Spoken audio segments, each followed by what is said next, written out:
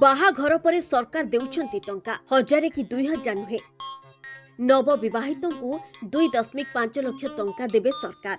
ए योजना हुए तो अनेक लोक जानि नथिबे, किंतु सरकार नवविवाहित को टंका प्रदान करुछंती। सेमानंकु सामाजिक सुरक्षा देवा सहित आर्थिक सहायता प्रदान करिबाकू एही योजना आरंभ करा जायछि। तेबे विवाह करुतिबा समस्त दंपत्ति को कोन एही योजना रे टंका मिलि पारिबो? ए प्रश्नर उत्तर हेउछि ना, समस्त एही योजना रे टंका पाई परिबे नाही। केवल इंटरकास्ट मैरेज बा आंतरजाति विवाह करितिबा दंपत्ति योजनार प्रोत्साहन पाई परिबे।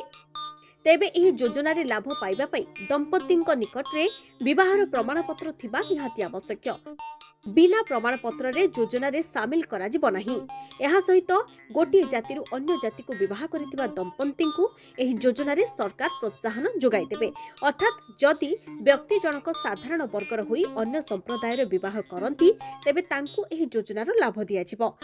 हिंदू विवाह आईन 1955 अनुसार विवाहर वर्षक मध्य विवाह पंजीकरण करबाको पड़िबो। तेबे द्वितीय विवाह करुथिबा व्यक्ति को एही योजना रे लाभ मिलि परिबो नाही।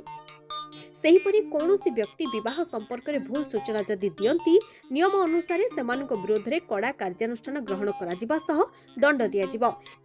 एहा छडा जदि योजनार टंका पाइथिबे तेबे समस्त टंका फेरस्त करबाको पड़िबो।